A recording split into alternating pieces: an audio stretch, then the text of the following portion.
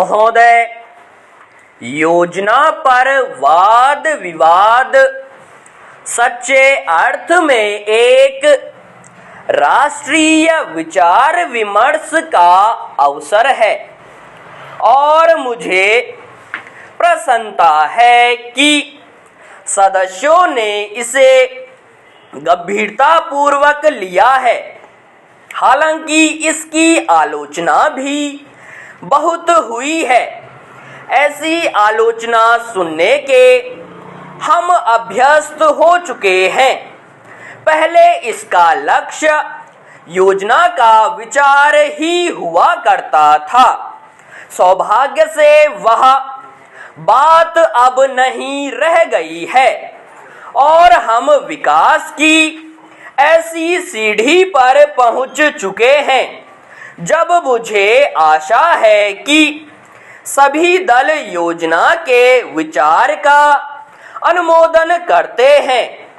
कुछ ने योजना के कुछ अंशों का अनुमोदन किया है और अपनी आलोचना अनेक कार्यक्रम को लागू करने के तरीके के लिए सुरक्षित रखी है।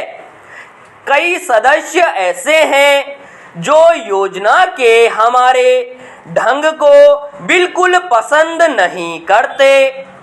अब यह स्पष्ट है कि हम में से प्रत्येक व्यक्ति के रूप में नहीं, बल्कि दल के प्रतिनिधि के रूप में कुछ विचारों के पक्ष में है और कार्य संचालन के किन्हीं विशेष तरीकों को पसंद करता है।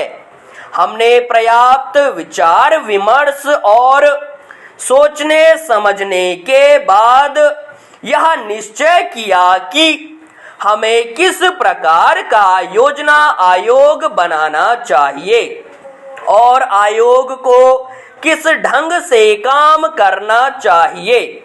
योजना आयोग में निर्दलीय, स्वतंत्र विचारों वाले और गैर राजनीतिक विशेषज्ञ होते हैं, लेकिन वे पूरी तरह से योजना के लिए जिम्मेदार नहीं होते।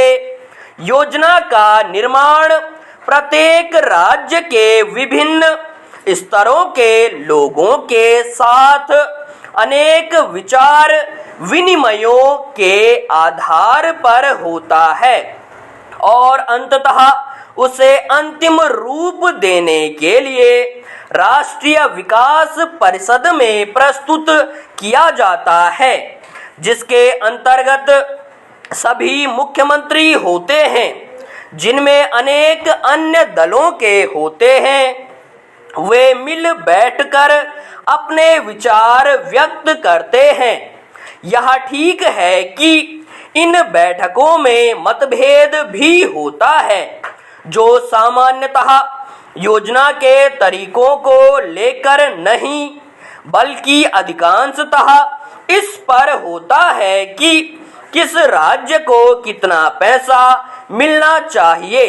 हम जानते हैं कि हमारा कोई भी ऐसा कार्यक्रम नहीं है जो हमारी पूरी जनसंख्या की आवश्यकता के लिए पर्याप्त हो।